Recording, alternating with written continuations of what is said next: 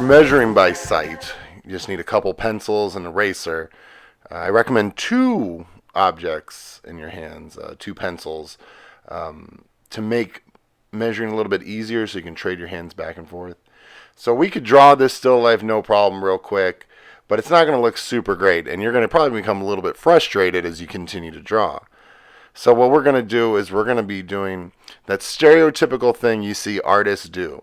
They have their arm fully straight, they have their tongue sticking out generally, and they have a paintbrush or a pencil in their hand, and they're looking at their thumb and they're going like, "Meh."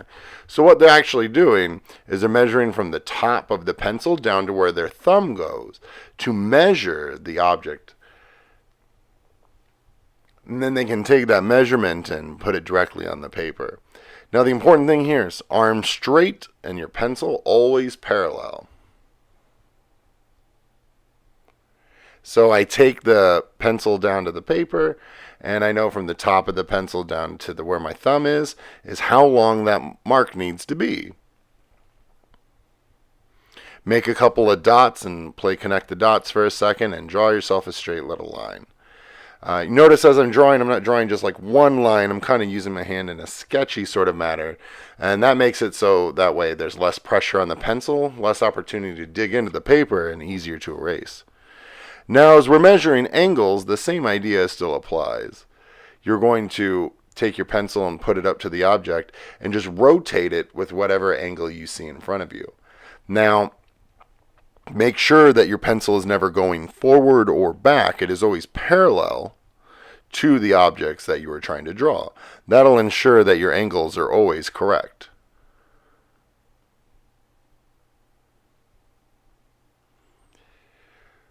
And then I can see I don't have to measure every single little thing, right?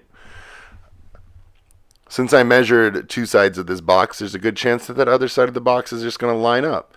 So you don't always have to measure every single little thing as you work. You can just kind of play it by ear. Or eye, I guess. Ugh, that felt terrible to say. So we're going to continue drawing the box as if that globe isn't there. You can kind of infer a few things of where the end marks are of objects. So just keep drawing as if they're not there. You can always erase later. So I put my dot down, and then I connect. Drawing really is as simple as that. Playing connect the dots. The only difference is you're making the dots. And if as you draw something, your measurements don't line up 100%, it's fine for you to change things.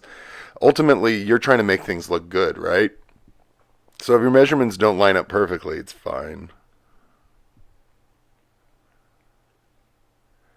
So I'm going to measure up and kind of guess at where the end of that is. And that's fine because you know that line is going to go straight up, right? Of the side of the box. And so it makes it okay to guess in those situations. Worst case scenario, try not to guess. Connect that line over. And boom.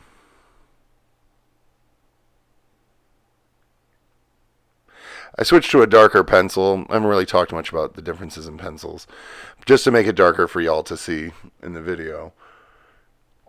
So I'm going over the contour part of my drawing first to kind of just darken it up, make it easier to see.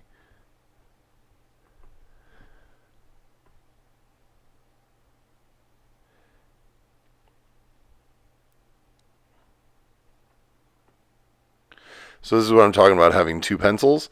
Now I can use one pencil to measure with. And I'm able to get the angle at the top of that cardboard box right there.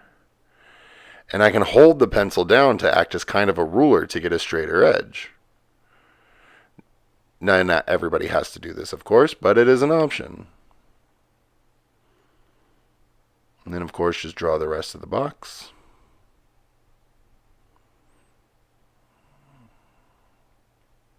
So now we're measuring the sphere.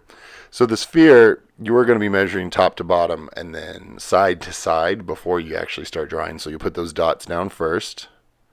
So they say dot, dot, and then I'm going to measure since the top to bottom should be the same, since I'm guessing that it's like a perfectly three-dimensional circle, I could just use the top to bottom measurements to help measure that out. I'm not focused too much on making a perfect circle here. I have never been able to draw a perfect circle, and I never will. But as long as you get it close, keep light strokes with the pencil to help guide it around, because you can always darken it up later, and you can always erase the sketchy bits. Now continuing down with the stand part of that, and y'all don't really need to pay too much attention. And with still lifes, I'm always a firm believer that they exist on tables, so always try to make sure to draw the table.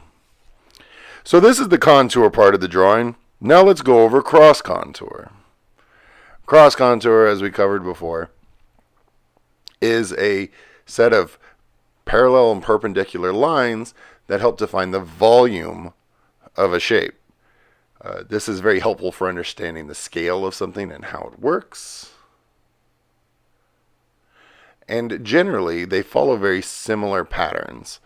So with a box, they tend to follow the lines on the box. There's not much secrets there. So just try to keep them going in the way they should go.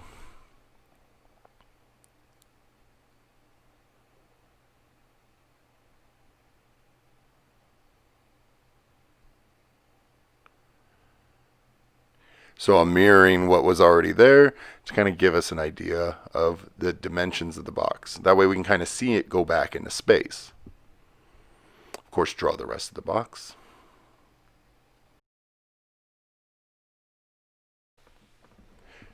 So spheres have a tendency of bulging out at you. That's what makes them look a little bit different.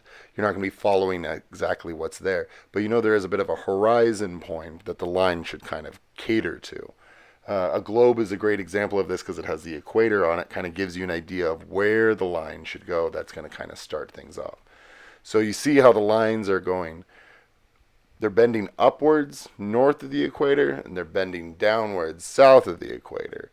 That gives us the impression that the ball is spherical. It is a 3D element.